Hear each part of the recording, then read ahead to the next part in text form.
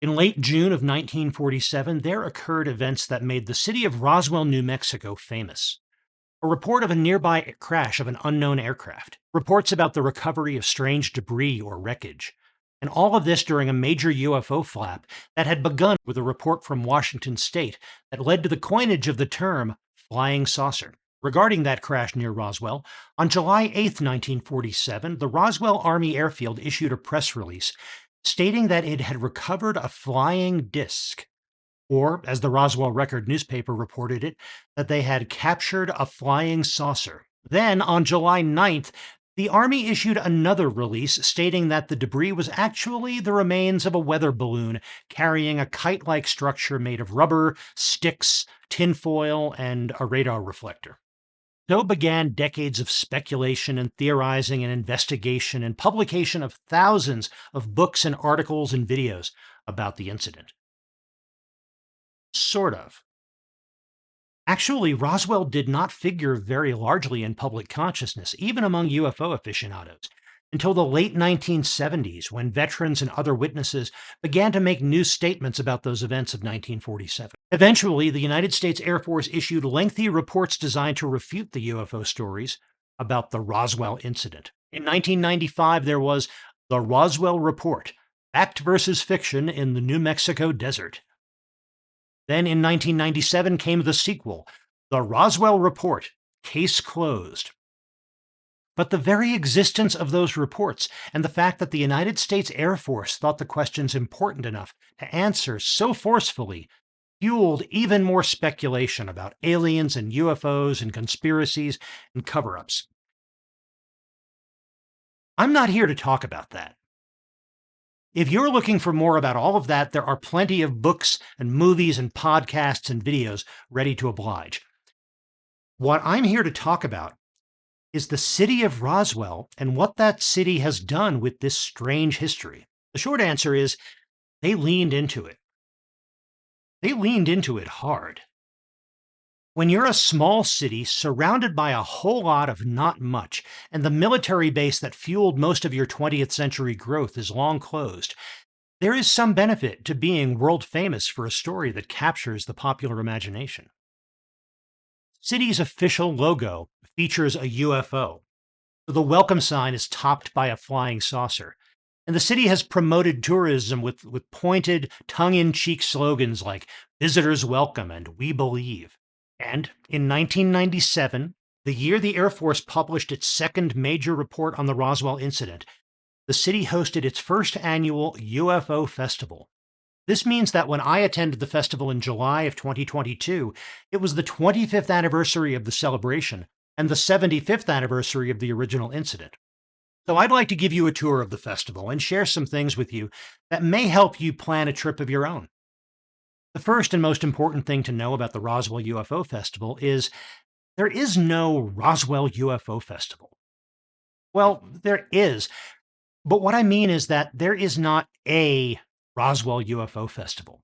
Don't expect one big gathering with a combined schedule of events and a central organizing committee. The UFOfestival.com website is a good place to start for the town's collection of information, but the Roswell UFO Festival is actually a collection of different festivals, conventions, and conferences and activities spread throughout the city's central corridor, run by different groups and appealing to different interests. If you have any interest at all in UFOs, you'll find something to suit you, but be prepared to hunt for it, and be prepared that you won't be able to do it all. For me, the festival began on Friday afternoon at the Roswell Museum.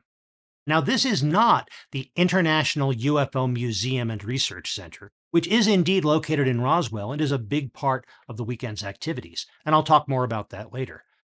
But no, my visit to the 25th annual festival started at the Roswell Museum. This is a beautiful little art and science museum located at the north end of Main Street. The museum features tributes to American rocket pioneer Robert Goddard, who did much of his work in the Roswell area. The museum mounted a special exhibit called Future Shock, exploring connections among space, science, technology, and art. Our visit on Friday afternoon was focused on the museum's planetarium dome. We weren't there to see a planetarium show.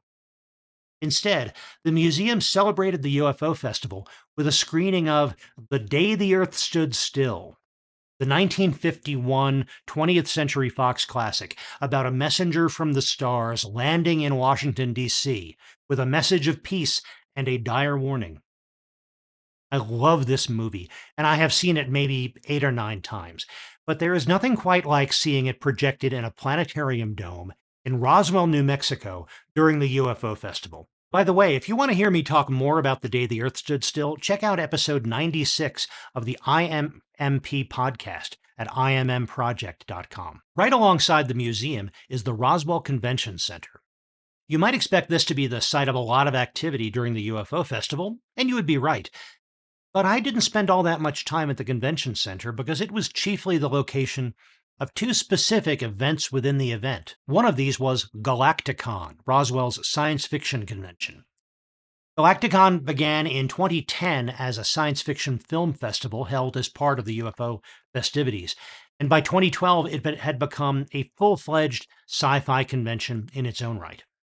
Galacticon still features the film festival, but now it also includes a vendors hall, tabletop gaming, costume contest, and guest appearances by artists and writers. The convention center was also the location for the Roswell Incident, a ufology conference sponsored by the Roswell Daily Record, the same newspaper that published those first dramatic reports back in 1947. This year, the Roswell Incident featured documentarians, journalists, TV personalities, and researchers discussing a broad array of UFO-related topics, including talks with such titles as Yes, They Are Here and Discernment, the Media's Involvement with the Alien Agenda. They didn't attend either Galacticon or the Daily Record's Roswell Incident. These were separately ticketed events, with a substantial price tag in the case of the Roswell Incident, and either one of these events would have easily taken up the entire weekend. This was my first time at the UFO Festival, and I didn't want to limit myself to one track. There was too much else to see. Outside, in the convention center parking lot, was the Galaxy Fair. This filled the lot with artists and vendors and food trucks, a beer garden, and entertainment. So there was a lot to see and do there at the convention center, even without attending either of the conferences happening inside. Friday afternoon after the movie, we walked south of the museum and the convention center to where the Roswell Courthouse and the Roswell Visitor Center face one another across Main Street. This is the municipal heart of Roswell, and if there's a headquarters for the Roswell UFO Festival as an overall event, this was it. The courthouse lawn and the blocks surrounding the visitor center held more vendors selling trinkets and artwork and books and souvenirs and food. The courthouse property was also the place to find the official booths with information, with guides, and with the Roswell UFO Festival passport. The passport was an ingenious idea on the part of the Roswell Chamber of Commerce. Businesses all up and down Main Street, and several off the main drag, each had hidden somewhere inside a special secret item. A spaceship model, an alien wearing a Santa hat, just that kind of thing. Something distinctive, but something you usually had to look for pretty closely. And at the courthouse, you could get this free little passport book where each of the businesses had a page with a multiple choice question that could be answered by finding the hidden item. Most of the shops also had a stamp to mark your book to confirm that you had gotten the right answer. Answer enough questions and you can bring the book back and show it to people at the booth outside the courthouse to get special souvenirs and tchotchkes that were available only as part of the passport program. This absolutely worked on us. We did get a lot of stamps and we did get some cool items at that booth. And this meant that we had stopped in over a dozen businesses that we might never have looked in otherwise. And we definitely made purchases in those businesses that might not have occurred to us, but with which we were very happy. And it got us engaged in the town in a way that we might not have otherwise. Many businesses up and down Main Street, Roswell, have some kind of UFO name or theming, even outside of festival season. Not just the UFO gift shops, though there are plenty of those. You can find UFO jokes and slogans and decorations linked to just about anything you might find on Main Street.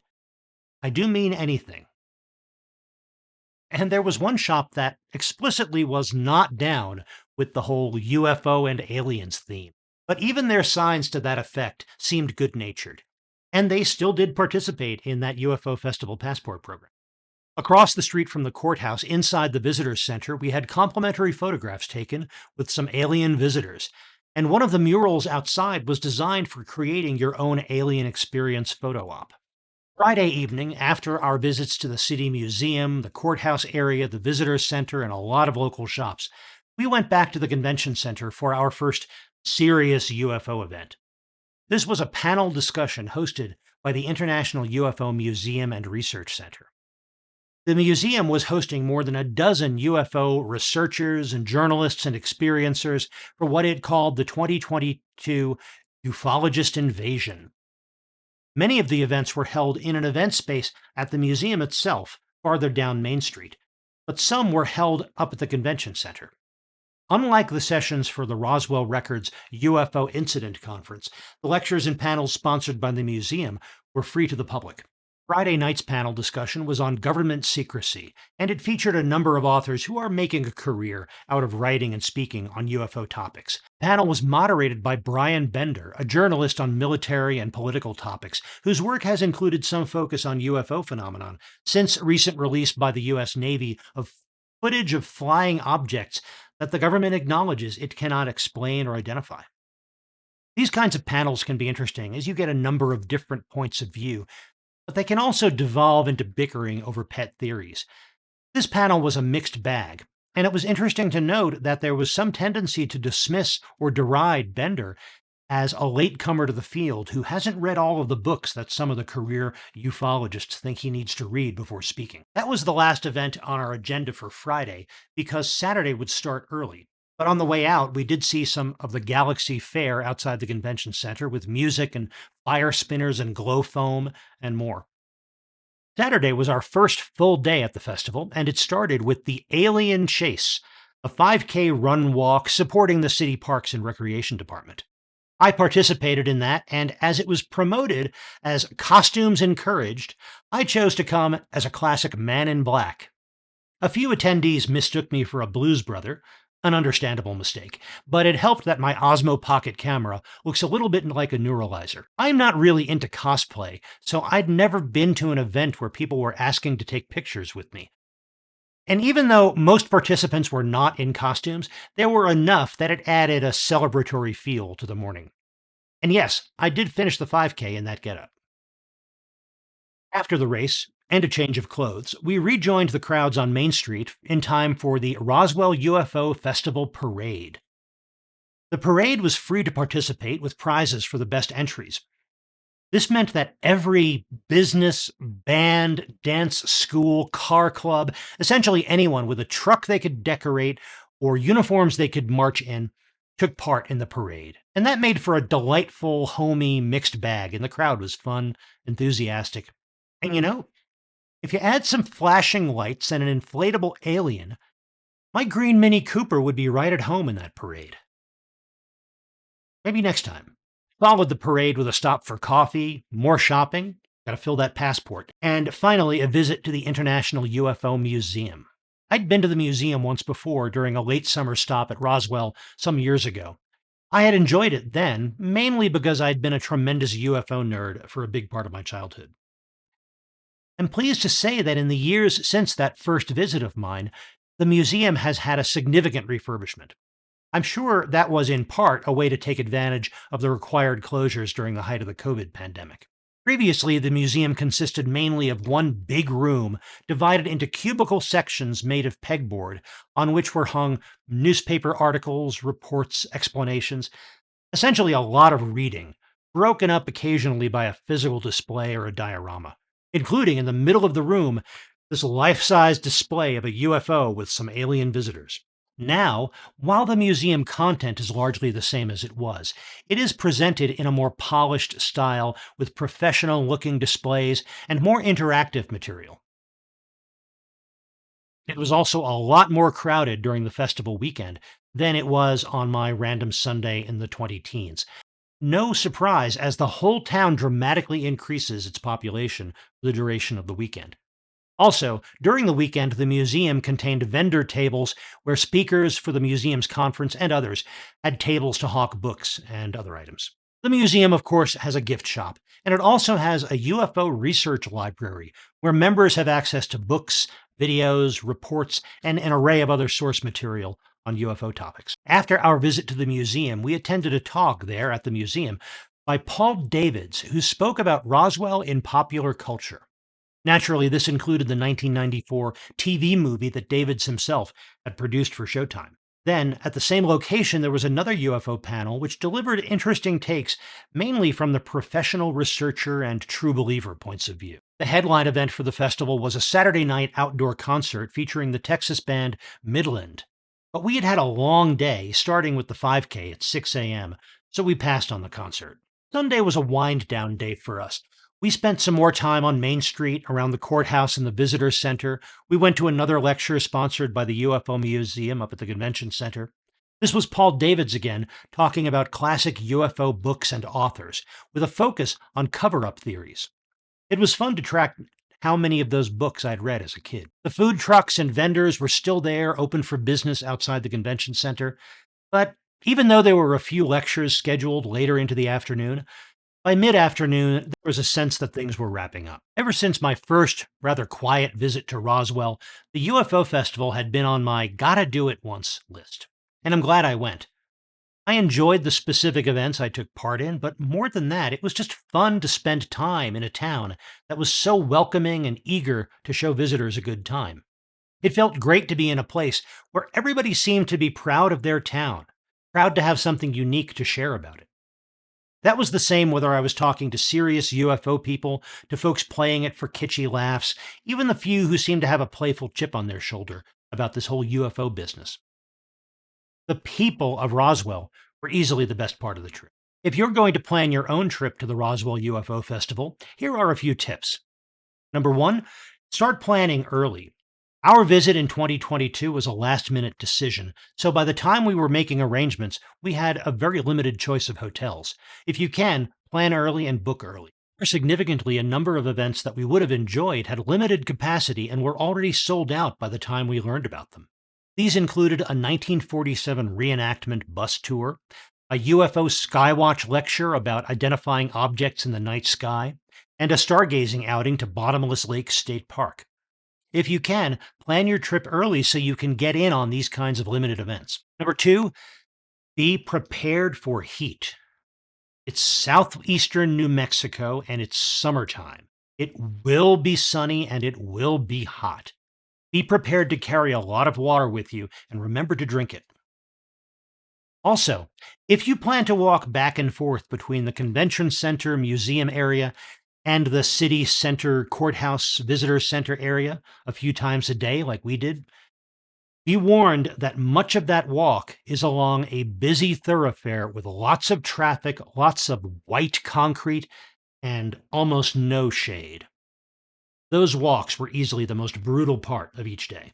Number three, don't expect to see and do everything. As I said at the beginning, the festival is really a collection of conferences, conventions, concerts, parties, and fairs going on at the same time.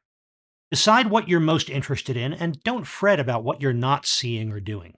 And be flexible. Maybe pick one or two big events for each day, and the rest of the time be ready to adjust as needed due to weather, timing, crowds, or just how you're feeling after being out and about in that heat.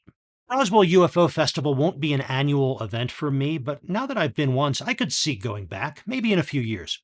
If you have tips or experiences to share about the Roswell UFO Festival, please put them in the comments down below. And if you enjoyed this video or found it helpful, please click that like button. But most important, thank you very much for watching.